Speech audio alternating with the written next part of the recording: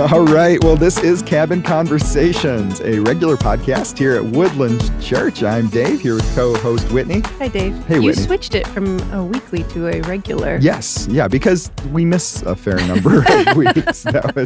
It's regular, but often not weekly. You're right. So You're right. we just reserve the right to be here when we can. Yeah. We're back in our regular setup. Yeah. This is a safe space. This is The safer space than Feels safer. last week, where we were on stage. Not that it wasn't. I don't know. It was just different.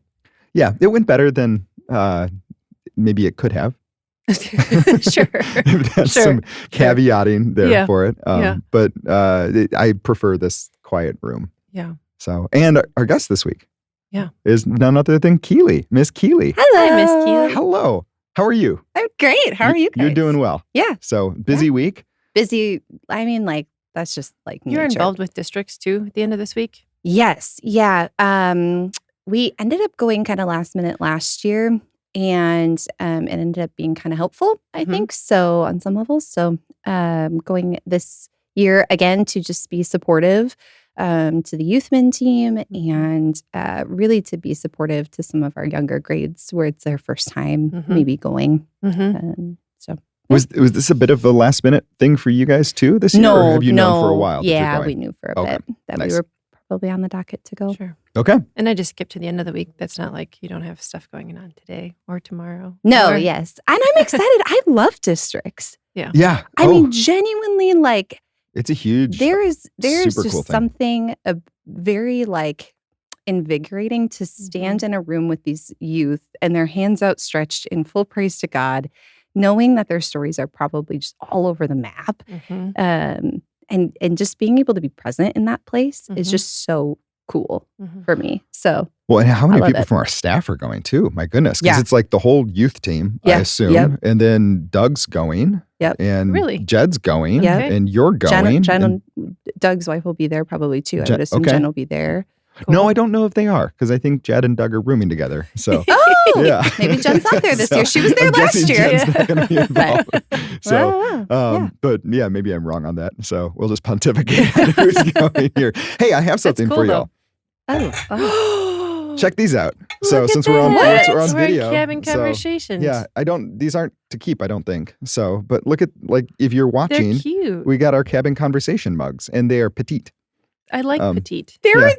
adorable. I can't. Yeah. Are these on the Woodland store? So they're on the Woodland store. So if you No go to the way. What's Happening page, you can order a Cabin Conversations mug with our spiffy new hand-drawn logo. This is a Yeah. custom logo just for us. Anna did that. Yeah, with a coffee mug and the speech bubble in the cabin. Which is a C. There's a C in there. Yep, it's around the speech bubble. It is for the Cabin Conversation. So These there's sound just really nice. yeah, really nice. just layers of things going on. Then they're camp mugs. So Right. Yeah. they're metal. Yeah. You can pack them in and pack them out.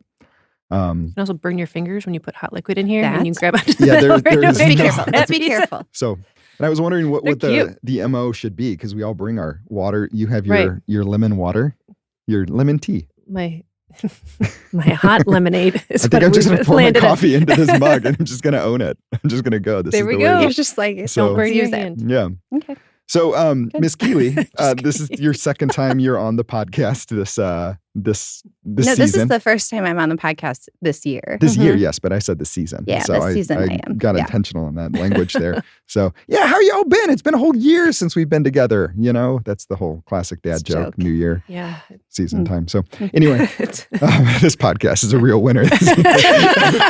Everyone's going to tune in because they were part of the 31st and they're going to be like, oh, this is what it's Oh, usually shoot. like. This is what happens. this is yeah. what's going my on? word. Never mind. No, but we needed to hear about your books. Yeah. You So read. what is your, so Yes, we is ask it our better? second time season 3 guests, what are your reading habits? Which are going to be interesting because you're in school. Yeah. When am I So- not reading? Right. I mean, I feel like I'm just reading all day, every day. Do you have any leisure reading? Do you have any space for reading per your Yes. choice? Yes, I do. Like right now I'm reading a book, but I couldn't tell you what that book was called. Sure. Is it good?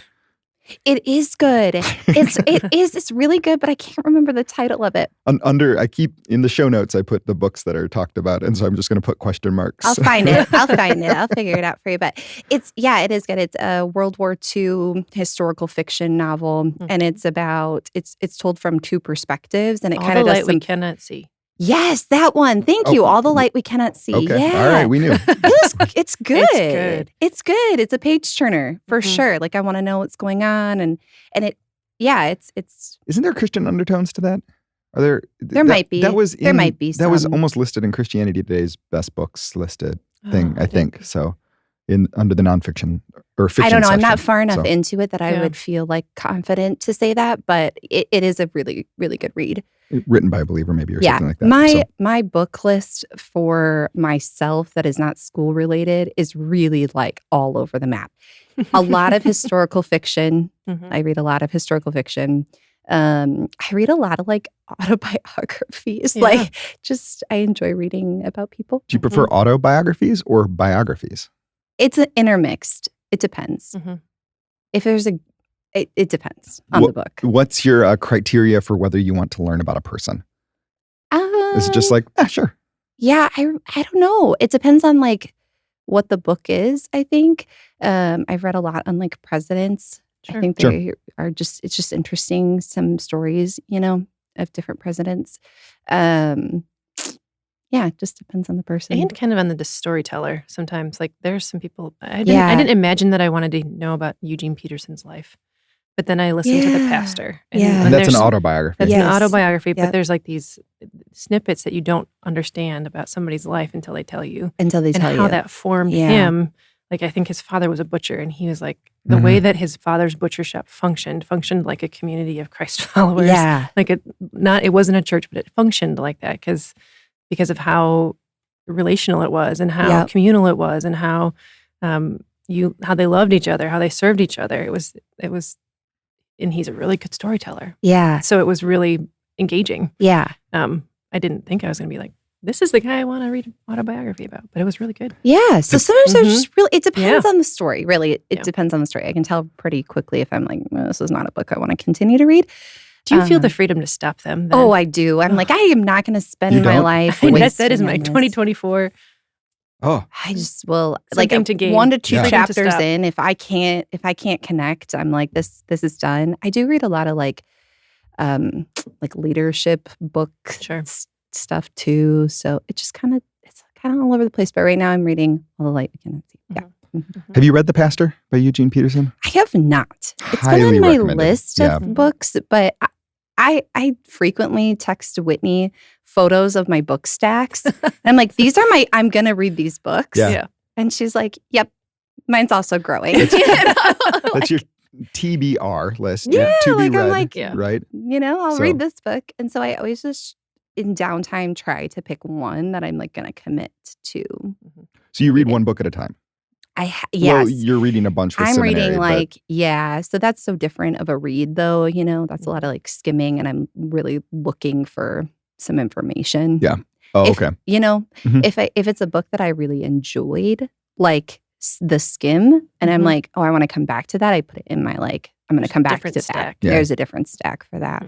Yeah. The list that you're looking for is TB or DNF. Your did not finish I know. list. I just And freedom and like, I'm going to DNF this book. I know. No way I can finish this. This is ridiculous. This book is terrible. So it's not even terrible books. It's just like, meh. I don't.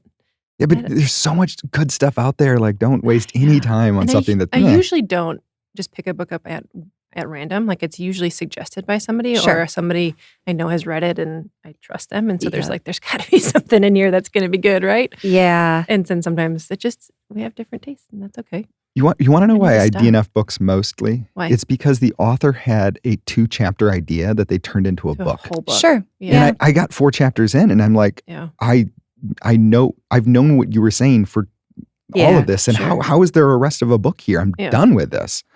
And that happens all the time. I think that happens a lot in like leadership type books where it's like, here's your idea, here's your thesis, and here's your 5 points, and that's enough. Yeah. Got it. I got it. And then you have 200 more pages because you needed to put a book out. It's the stories that I want to a story I want to turn out good. That I have a hard time setting down. keep progressing, I'm like, I'm done You're with this. done. Yeah, like I can't continue to navigate this. The only times I won't do that is classic fiction. Sure. So like if I pick up like a Jane Austen novel or something, I know that there will be points in the story I'm not like super like, let's go, keep reading, but I will stick all the way through that. Because you know the quality of the author. I know the quality of the author over time. Yep. Correct. And I know there's something about that book, so I will stick with it. Like Jane Eyre is a great example where I'm like the first, like, I'm like, it's like painful. But then it gets to a spot where I'm like, oh, this is really good. This is why I like this book. You know? So that brings me to one, I fully support that audible books are great content consumption. I just semantically argue with whether it should be titled reading. So that's a semantic thing. But I think there's a whole other category of this new thing, especially in leadership, which is using apps like Blinkist or things like that. Are you familiar with these? No. So they I just pick up a good heart. Like I'm like give me the book. Like so Blinkist will offer a 5-minute summary of the book, where they kind of distill the main heartbeat topics. Kind of when you talk to someone who's like, hey, have you read, the 7 Working Geniuses or however many Working Geniuses? And you're like, no. And then they give you kind of the summary. I think there's 6. Six Working Geniuses. 6. Yeah. So, and then they give you kind of the summary of it. That's what Blinkist really tries to distill into what they call blinks. And they try to give 5 to, depending on the app, there's a couple of them, but they give 5 to 15-minute book summaries, kind of read through. So you get the content. And obviously, the stuff surrounding the content for a lot of those, it's reinforcing, it's helping to nuance and explain. But it's also a lot of padding sometimes. And so these apps try to remove those. So you haven't done any of that? No. Oh. No, that could be really helpful though. Okay. Well, and that's something I want to do more of because I do want to engage more with leadership level, even personal development stuff. But again, I don't know, like, just get through it. So I want to know the content. I don't want to go through the journey of reading the book. That's not why I'm reading the book. There's other books that I'm reading. I don't want to. Does that make sense? Yeah. So anyway, Blinkist. Blinkist. And interestingly, they're sponsoring today's podcast. I'm just kidding. We don't have any sponsors other than Woodlands Church. Woodlands Church is our sponsor. So along those lines, Sunday, we started a brand new sermon series. One-hit wonders. So we got some Chumbawamba in service. So I get knocked down, but I get up again. That was okay. Yeah, that was a one-hit wonder. That was a one-hit wonder. It was. That song is so strange. Because then it like goes into like a weird like melody. It's a weird the bridge, song. Like don't look up the bridge. Yeah. And it's just, there's. It's just an odd song. But also by Chumbawamba. So then you get I to say didn't know who it was Chumbawamba. by. So Chumbawamba. That's It's a fun word to say. It's fun to say Chumbawamba. How's the mug treating you? The mug's great. It's a little awkward to drink during the podcast situation, but and it's petite. So anyway. So we started a new series called One Hit Wonders. And you were super excited by the fact that we were starting in 2 John. I was so excited. What had you so excited? Because this semester I was studying 1 John, 2 John, 3 John, Jude. Yeah. And Revelation? And Revelation. Yes. Yes. And I, as I was like reading them, I was like, man, it'd be really cool to do it. Like nobody's ever preaching like this. Like this is just so good, but it's so small. There's so much packed in here. Like somebody should preach this. Like I was like, I would sit through a sermon on that. And like get to 3 John and I'm like studying 3 John and listening to the lecture. I'm like, man, somebody should really do a sermon on this. And then found out that John was kicking off the new year with that. And I was like, yes, like I am here for it. Like, let's do it. And there was so much that I felt like even in the window of time that he had, I feel like there was still so much more to unpack. Oh, he was like, we got to, like, I'm running out of time. We got to skip that, and I'm like, well, let's talk about what he skipped too, because he and I processed that ahead of time. There was a focal point to his sermon, and it didn't necessarily like walking in truth and love. Which was great. So I understood this, like the skipping. That's not an issue, but I was just like, that just goes to show how like this could be a very small, what feels like a very small epistle, actually just holds a lot of weight in Scripture. Well, yeah, even going verse by verse through any of these, like there's plenty of verses and plenty of content to cover. Yes. So, well, even just the focal point of what he had, walking in truth could have been its own thing. Walking in love could have been the 3 more. Yes. Do you know what I mean? The depths walking to in these community. things. Oh, goodness. Yeah. So that's what got me excited, is that I think we can sometimes overlook these texts in Scripture and forget the richness that is there. Because there's a reason they're in there, right? God has something to tell us. And it's cool because after these 4 weeks, we'll go back to Acts. And John's heartbeat in this sermon series was exactly that. Like, these just don't get preached very often. So why not? Why not preach them? Which would be great. So I'm going to connect with you later on Jude and see I get to preach that one. So, which John initially titled that, and I'll probably change it, Book on Fire, just because he read it and he's like, this book is fire. I love Jude because Jude's like, I've got something I'm going to tell you, but nope, this is more important. Like, I had something I was going to talk about. That's irrelevant now. This is what's relevant. It is a firebrand book. He's like, and you burn, and you burn, and you burn, and you burn. I'm just going to preach fire here. I feel like Jude and James, like the brothers of Jesus. It's a fierceness. I mean, there's a passion behind what they're writing that it's just so evident. The thing I love about Jude, and this is looking ahead to the 28th, and I won't dwell on it too much, but he is like just breathing fire. And then he's like, be patient with those who doubt. Like, I love that line so much. Because he's not saying it's wrong to do that. He's saying this other stuff, this is not okay. Like, we're not going to contend with this, but there are going to be people in your midst who are believers who have questions. Like, sit with them. Like, and there is a beauty to what he's calling out. Even in John, what John's calling out, it's not like false teachers. He's not saying like, this person doesn't understand this, and so they're not walking in this truth, so abandon them. He's like, these people are intentionally saying these things about Jesus that are not true. Yeah. So let's not continue to allow them into our midst, which is great. It was just so good because I think even now, maybe in the modern evangelical church, especially one that, how do I describe this? How do I process this? The media-driven evangelical church, which has a lot of examples of people who seem like they're really on fire. Yeah. Right? You watch an Elevation worship video or the popular videos, everyone seems like they're so confident.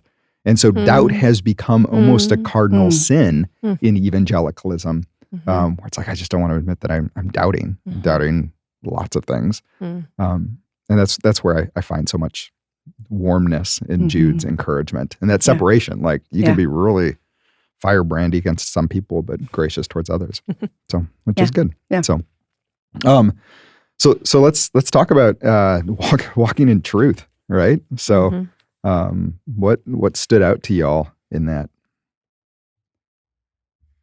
And in the truth, he definitely said walk in biblical truth, a truthful lifestyle, an obedient lifestyle. Yeah. A lot of conviction opportunity there. Yeah, I don't have notes in front of me. What do you have? What notes do you have? I have walk in biblical truth. That's the truth. Live a truthful lifestyle, live an obedient lifestyle. Know the Bible, live it out. Do we live what we preach, responding, leading the Spirit? Then there was a piece there about conviction, knowing it and living it. Yeah. And I feel like with so many of these things, we're walking the narrow path, right? Of spending so much time in knowing that we're in our heads and we're not doing it, or we're doing it and we're not actually knowing what the Bible says about what love is. So there's some people that will think they're walking in love and haven't taken the time to say what the Bible says about love. One of the main things is you bear with one another. Like we're just going back to that of, Jude's going to be firebrand about a couple things, but otherwise, if you have somebody that's in doubt, you bear with that person through their doubt. You bear with that person through the hardship that they're going through. And there's just been a couple conversations in the last week of people that have done that really, really well, really, really quietly. Nobody knows that they're doing it. Yeah. But I'm kind of going on a whole different, I'm swirling here about like, they know what Scripture has to say about love and they're living it out. And I think we can spend time in either camp and not merge the two. Yeah. It's so important to merge the two. It's so important to know what biblical love is, and then not just know it, but do it. Yeah. And there's something in me that wants to say when you know what biblical love is and you experienced it, there's a compulsion to do it. Right. And when it's not, when it's off balance, and it's something other than biblical love, maybe there's a lot less compulsion to do it. Or, I don't know, maybe that's wrong. That could be very wrong. It could just be the I like that. I like a lot of that last part, just because I think that when we experience true biblical love, it's sating something in our hearts that we didn't realize we needed to, and that's our imago Dei. That's the the image of God in us, and then we want to reciprocate by living that out, which is very much a Johannian, a John kind of theme of like, we know love, so we love. So I think that that's entirely accurate. Yeah.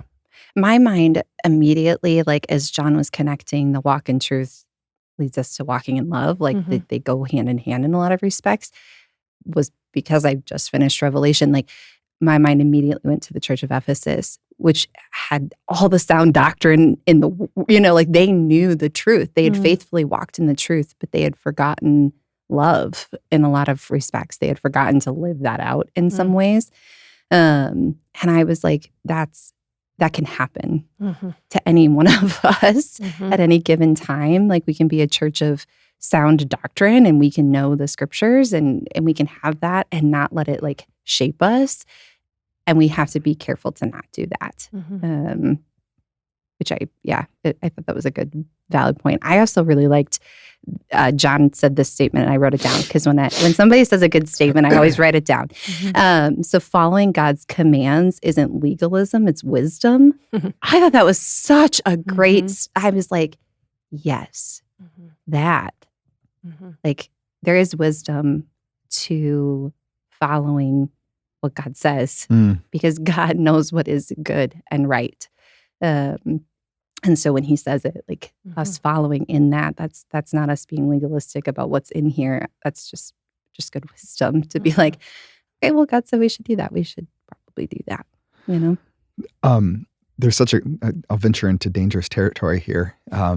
But that phrase is such a good encapsulation of probably how I've approached politics too. It's that just in processing. Hey, it's an election year. You might as well just walk in. It's an election year, and that's going to be a processing thing. But I think it's easy in Christian subculture to want to see Christian values replicated in politics. Of course, yeah. But it's foolish to expect non-Christians to live Christian lifestyles. Yes. And so in order to replicate Christianity, I shouldn't be pushing a Christian agenda. But on the flip side, God's way is the wisest way to live. And so as a goal to promote wisdom, as a goal to promote the right and correct ordering of society, I should be pursuing godly wisdom in my political decisions, not to impose Christianity on non-Christians. Like, you should be inviting them, come follow Jesus and, align your life under that. But when I think about what a wisely structured culture and society is, it's a Christ-centered one in that way. So anyway, that's just a phenomenal phrase too. Yeah. And I remember, I think I probably looked down and I was taking notes on my phone. And then I remember looking back up and hearing like, isn't legalism, it's wisdom. But I didn't really catch all of the phrase. So thank you for sharing that. You're welcome. I missed that. That's a great one. Yeah. It's a really good quote. Good word. Yeah. Yeah, man, there's so much here. Well, let's dig into this kind of verses 7 through 11, because I think there's some really good processing here. And, it kind of was a little longer. So I'm just going to read this, and I'm reading in NIV here. I say this because many deceivers who do not acknowledge Jesus Christ as coming in the flesh have gone out into the world. Any such person is the deceiver and the Antichrist. So they're opposed to Jesus. Watch out that you do not lose what we have worked for, but that you may be rewarded fully. Anyone who runs ahead and does not continue in the teaching of Christ does not have God. Whoever continues in the teaching has both the Father and the Son.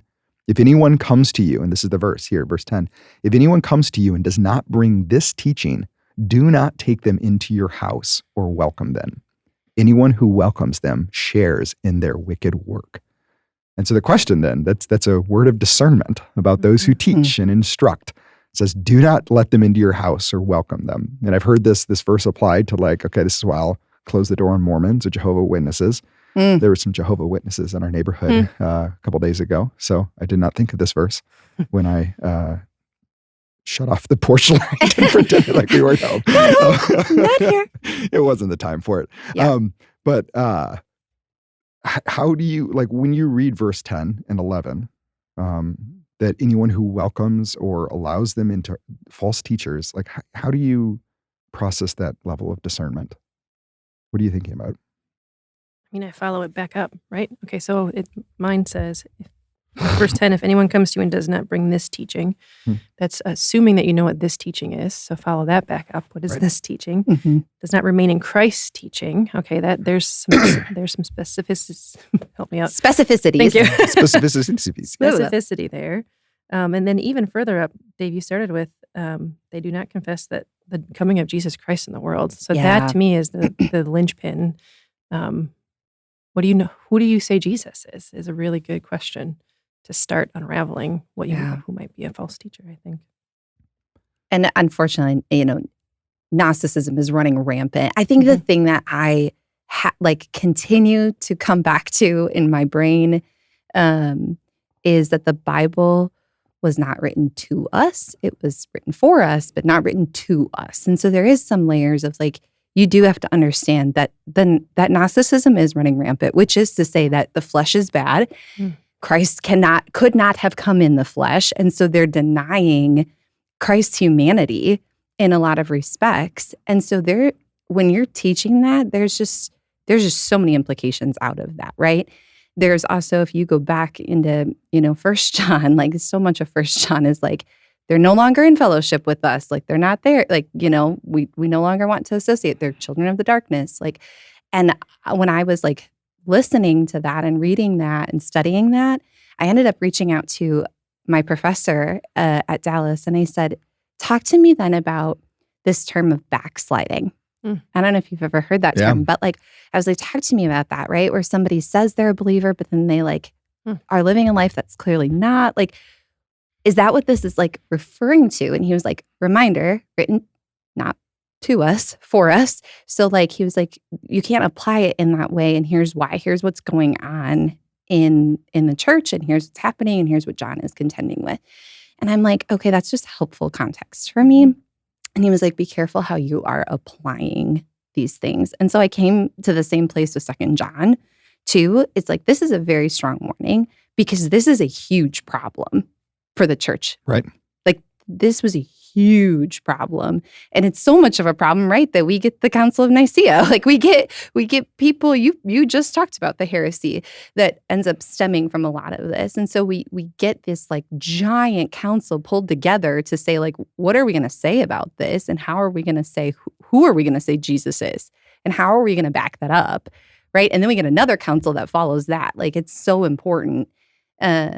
But at that point, there isn't one. So that's 300 years later. So it's so much of a problem that it deserves so much of a strong warning to say you need to be careful of these false teachers. You need to be on your guard against them because they're completely changing the gospel. They're discrediting the disciples and the apostles' word, they're I think it's in 1 John or 3 John, I can't remember, where John says trust those that were with Jesus.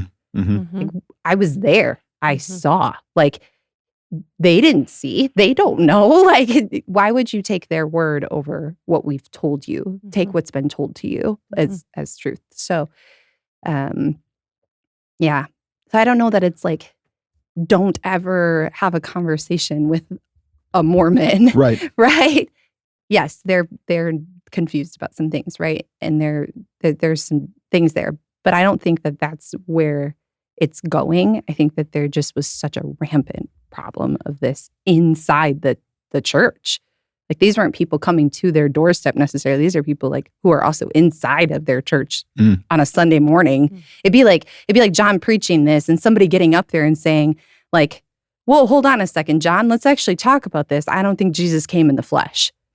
The flesh is bad. Yeah. That would be a problem to contend with, So it's just a couple context pieces. Gnosticism that you addressed, and you spoke to that a little bit, but it's the belief that the fleshliness of humanity is wrong and inherently evil, inherently sinful. Yes. And so it's a very Platonic belief. It's a very Greek thought that the spiritual is good, the physical is bad, and so there's no way that Christ could have actually come in the flesh, which was a growing and pervasive belief. I mean, Galatians plays with it a lot in different in the early church, and then it certainly grew in the church in the first couple hundred years too. And it's clearly what Jon is talking about here. Would you, Keelea, as a very careful Bible scholar, because you are, even as I'm listening to you talk about this, would you apply verse 10 and 11 narrowly only to that heresy, or would you apply it more broadly to heretical teachers in general? For me, I think Jon is referring it to that, but I think, again, it's for us. So there is an application piece that plays into part, right? And I think that does apply to heresy within the church today. Yeah. But again, I think you said something just a little bit ago about you were talking about in terms of politics, imposing Christian beliefs on non-Christians. But we can't expect a non-Christian to understand what they don't understand either. So this is really referring to somebody inside the church that is bringing a extremely heretical view of who God is, of who Christ is, of the gospel, into like really the forefront of people's minds. And I think it's less about like the doubt piece of like, hey, I don't understand. Help me understand how Jesus is fully God and fully man. Like I can't my brain doesn't wrap around that. So help me is very different than like, no, he is not. He just flat out is not. And not only that, but now I'm leading a Bible study where I'm going to tell everyone in that Bible study that. Right, and now a teaching portion of this that says you're influencing others with your wrong belief. With this like completely wrong belief, you know? Heretical, yeah. Yes. And so to me, I'm like, that's where I would start to apply that. If there's somebody that's leading a life group or teaching in kids or youth, right, who is all of a sudden spouting off these things that do not align with Scripture and don't align with church tradition, that's where you would have to say, like, okay, like we can't align ourselves with this work. So I have two follow-up thoughts. One is just a plug in general for Bible 101. But as we've been talking about the inductive Bible study method, the second step of making interpretations leading you to the main point is leading to the truth of the passage. And one of the things that I think it was Heath or maybe it was Jamie who said in the course of the class was just simply, every passage has one main point, but many applications. Yeah. It has one truth, but many applications. Yeah. And I thought that was just such a good word. Yeah. And what you're driving towards in that, Keelea, is that the truth of what this passage is talking about is a rejection of Gnostic heresy. But the applications could apply to many different parts in our life where we see principles and truths that are not the main truth of what's necessarily being spoken here, but can then also be applied. So I do think too, in light of this walking in truth, which was Jon's first point, walk in biblical truth, you can't know if somebody is saying something that is against biblical doctrine. Like you can't know that if you're not in it. So if you're not taking that in yourself, you can't be on watch for that. You can't be sober-minded. Like you don't have the ability to, because you don't know what it says, right? And like I come back to, ultimately, like Satan is over this world currently, and he deceives by twisting the word of God. He did it to Eve in the garden. Did God really say? And so we see it even in the temptation of Jesus on Matthew 4, like he's pulling out the word of God. And so I think like if you're not in it and you don't know it, it would be really hard to engage in a conversation. So back to your plug of Bible 101, like how do you read it? How do you study it? How do you know it? How do you take it in? So that when you're engaging in conversations with somebody and somebody does say like, no, like Jesus wasn't human. Like you could be like, well, but what about all this? Hold up. Like, what about all of this? But if I've never read the Gospels, then it would be really easy to be deceived, right? In that. To be like, oh, your argument, I guess, that's where you start to get into the like aligning by entertaining. So my follow-up to that, going back to verse 10, though, in terms of my read of that, because you had talked about other church people in particular. But my read, and I haven't studied this, so it's just the words here. If anyone comes to you and does not bring this teaching, do not welcome them into your house, or do not take them into your house or welcome them. I'm seeing a lot more itinerant preachers, traveling preachers, kind of Pauline type people who are traveling from city to city, promulgating their beliefs and things like that. Don't bring them in. Which I think for me, as I'm processing this in my personal application, this is much more about the media that we watch, listen to, the YouTube channels that we subscribe to, the videos that we watch, the books we read and have on our bookshelves. Because your statement, entertaining those things is what leads to alignment, is kind of what you're saying here. It's a summary statement for that. Yeah. Right? Right. Yeah. Like I'm watching this random preacher who I don't know, who I've never met. No. Right? And some level, maybe it's entertaining, I guess. You're using your time, right, to do that. And inadvertently could be aligning yourself to what they're saying. I agree with that. I think that's a great point. And we do this. Like people listen to podcasts. Oh, my word. I mean, we read books by pastors. Who listens to podcasts? No one listens to podcasts. But we do. Like we read, like I often listen to the Barna podcast, which is called The Resilient Pastor. And it's got 4 different people on it. And I enjoy listening to that. But yeah, if you're not with those people, you're listening to what they're saying and you have to be careful to discern. Yeah. And I think as I was processing this just a little bit, I would give a plug. This is where the pastoral wisdom of church leadership can be a benefit to the congregation. Because I think the congregation should eagerly desire to learn more. Everyone should. But I think that there is a ministry leadership privilege of guarding and offering our discernment for people. And so it's just a plug. I'm actually looking at the cameras right now. If you're a listener and you're like, I don't know. Like, is this like something I should be listening to or processing? Ask someone from the ministry lead team. Like that is a privilege that we have.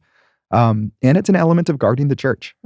Ask an MLT member or ask an elder. I think either of those kind of have similar responsibilities in that. But there is a level of discernment. John also did a great job speaking to this too and saying like, people we invite in, you led the parent summit, right?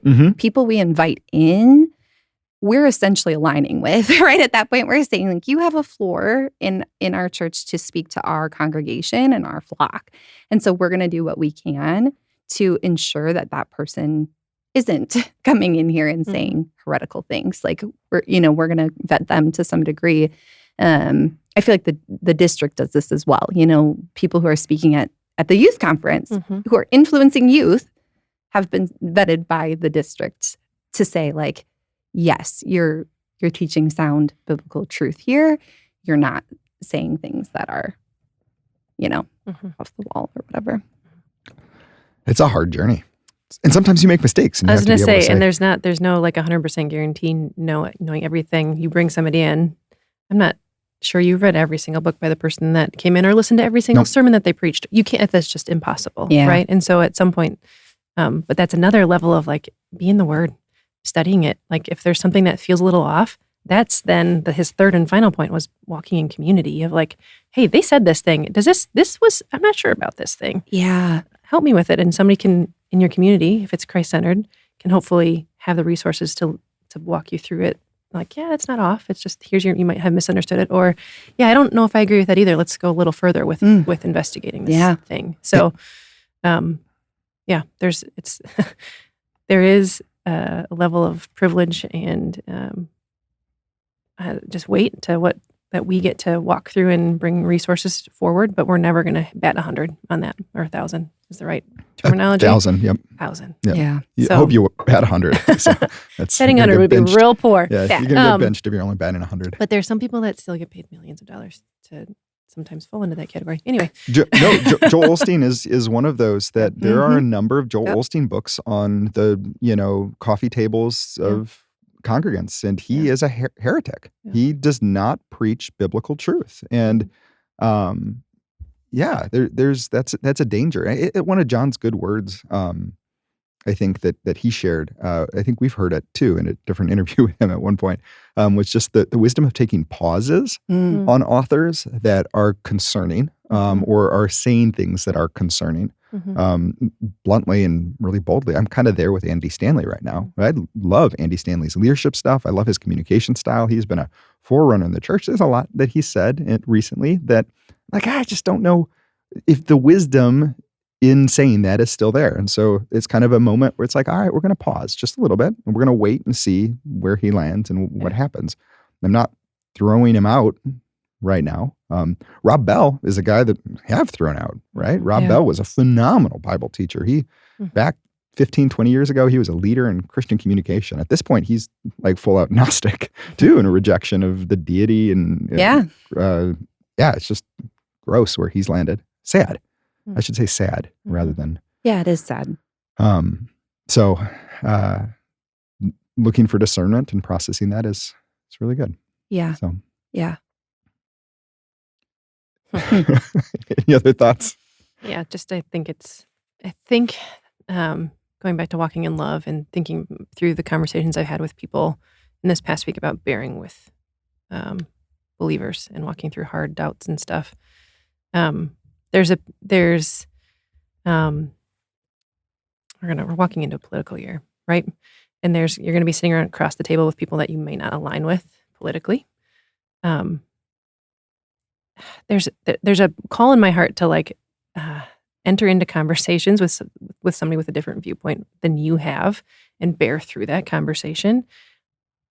In the same breath of at some point there might become a breaking point or there might becoming a bearing with too. So a Rob Bell sitting across your table and he gets to the point of saying, Jesus didn't really come in the flesh. That really didn't happen. Or as the first son of God, he was the created being. Was the created you'd being. Be there's some red flags there, right? Yeah. I think there's so much in the next year at Woodlands. There's going to be a lot of secondary and tertiary issues that you have to wade through, debate through, decide for, but not divide over. There's primary issues, which is one of them is the deity of Christ is a primary issue in the Christian faith. And if you don't know what the primary ones, gosh, let's talk about that. Let's teach on that. But there are primary issues, there's secondary and tertiary that sometimes lead to different, what we now see as the churches. We have evangelical, we have Anglican, we have all kinds of different churches because there's some things that were not primary but secondary and cause division. I mean, we've talked about this before, I think, in this podcast. But what does walking in love look like? And I almost wonder if it's sometimes in those secondary and tertiary issues of being patient through those. What are the primary ones? What are the ones that you're going to die for? And identifying what those are. And those are ones that I think you can walk very wisely and a little bit like Jude with some fire in your bones. And the other ones are maybe just humble and approachable and teachable. And yet you can hold conviction there too in the second and third. One of the things that is necessarily going to happen in that, and this is what I would love to happen in a healthy way, is people are going to disagree about what those divide level things are. There's going to be someone I'm going to be sitting with and they're like, I can't fellowship with you because you believe differently. And my hope would be that I can say, I respect that and go in peace and in the love of Christ. And we're not going to be enemies here. But I also can respect that you choose to fellowship with people who align with yourself on these secondary issues. And that's there's a level of okay with that. But we can still be friends and we can still consider each other Christ followers. Yeah. And so I would hope that might happen in this season. I would hope that that could be modeled well, the love of Christ. We still agree on the big issues, so we don't have to get firebrandy, but we can disagree on the little issues and still fellowship separately, but in the love of Christ. And here, one of our priorities, which I think is a biblical priority, is grace-filled, right? We aspire to be a grace-filled community. And so walking in love, bearing in love, there's a level of grace that steps in there. Not just with the love one another's in the body, but loving our neighbors, which most likely are not in the body. And this just like popped into my mind as you were talking about walking in grace, being grace-filled. Because you think about Priscilla and Aquila pulling aside somebody that came in that was teaching falsely. And they pulled him aside and they said, listen, you're not teaching this right. And he's like, oh, shoot. Okay. I don't remember the name. I didn't know, but now I do. And course corrected. Yep. Right? That feels maybe different than what this is calling for. Yeah. But we don't, again, there's probably a bigger story going on. Well, unlike Sunday, I have to break in and not close in prayer, but close with a spinner. Yeah. So, let's do it. We missed this. So here I doth spin. It lands on Whitney. Is that true? Yes. Guest. That's you, Keelea. Okay. Every time you're here, I think it does land on you. I think you can what luck? That. What wonderful luck. So, Keelea, if you could see one movie again for the first time, what would it be and why? Oh, boy. Random question. We're going to go from like preaching against heresy to if you could see one movie again for the first time, what's it going to be and why? Oh, yeah. This is an easy one. Is it? Yeah, it's Avengers Infinity War. Oh, or Endgame. Oh, yeah. Guess what? So I'd see that for the first time, like having no concept of what it is and going in like, with all that anticipation. Yeah. I would do that again in a heartbeat. Avengers Assemble. Oh, right there at that moment. You don't know this. So I've been. We're trying to catch up. Brian and I are trying to catch up. You had some work to do. This is a cultural. There's like 25 situation. movies, you guys. That requires a lot of time. I'm watching them with my kids. I'm probably going to watch Doctor Strange tonight. Oh, that's a great one. Yeah, we just made it to phase 4. We just watched Civil War last weekend or something like that. What does that mean? Phase 4. So there's different like phases to the Marvel Cinematic Universe. Yeah, so there's like different, like almost like a season, kind of like a window of time. Kind of little story arcs that kind of get wrapped up. They start to get like wrapped up, and then Phase 1 ends with the Avengers movie. Phase 2 ends with Age of Ultron. I think I've seen that one. Okay, well that's But here's the problem: is I'm not sure I'm watching them in the right order. Now, all of a sudden, there's phases, and which one am I in? Do I know? Oh, see, I watched them on Disney Plus, and they really bucket it out for you. They're like, this is the order. Me too. And Brian picks, so maybe he knows what's going on. He probably knows what's going on. I'm like, what's up? If you watch on Disney Plus, they have the Infinity War saga as one of. If you click on the Marvel, they have Infinity War saga, and those are the movies in the right order. And then they sprinkle in the TV shows that you can skip usually. Okay. Usually, or the shorts or just different things like that. So. So that'd be that's an easy one for me. That was a fun movie to watch. That's a great movie. So I'm really excited because I'm going to get to watch it with my kids for the first time. Yes. And they keep asking like, what's gonna go? And I'm like, I'm not telling you anything. You can't know anything. You watch and enjoy. So yeah. I'm excited to watch Thor Ragnarok with them too because that's just a fun movie. That was not one of my faves. Shoot, but I can see how you would land there. It was fun. It wasn't one of my like top 5 would rewatch again. Do Guardians of the Galaxy fall into this? Yes. Where? Into phase 3? Yeah, phase 3. And those are great. Those are fun too. Like there's just a quirkiness to that. There's a real quirkiness. Are you really heroes? I'm not really sure here. You have to watch Guardians of the Galaxy 2 before the Infinity War and Endgame movies. Okay. Because do they play a part? Maybe. So can't tell just you. watch it first. Not telling anyone anything. Watch it in the order just in case somebody's just catching up to it. What movie for you? I don't know. Oh, Top Gun maybe. That was one that I grew up on as a kid. I could do that. Just like I could watch it for the first time. You could? Okay. But I think it's more nostalgia for me. Like it was just this. Sure. Replayed in my home a lot as a young child. So like I haven't seen it in forever. I'm going to say something. I've never seen it. Okay. Yeah. Yeah, me neither. See? So there we go. We grew up on different movies. First time. Yeah, you and your sister should come over. My wife's seen it a number of times. Actually. Is it like a top? Like she likes it. Yeah, she would watch. So. I think maybe. Am I speaking truth? I don't know. I may be speaking truth. I don't know. It's just one I just never.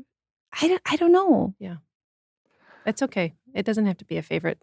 I'm not even sure if it's my favorite. I just think I want to watch it again for the very first time, never having seen it before. Yeah, valid. And that's where I would have said The Matrix. That would have been one of mine, just because it was so reality shifting kind of. But then I'm like, but is it like now in this era, would it have been that profound? Sure. Because we have plenty of other movies that are like, I mean, Inception or even Doctor Strange that I'm about to watch with the kids is kind of like that like doubt reality sort of situation.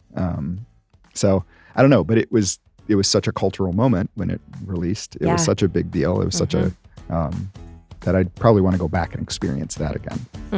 So anyway, that's cool. So hey, this has been fun. Cabin Conversations. Thanks all for tuning in. We'll be back next week. That's the plan. So bye. Bye.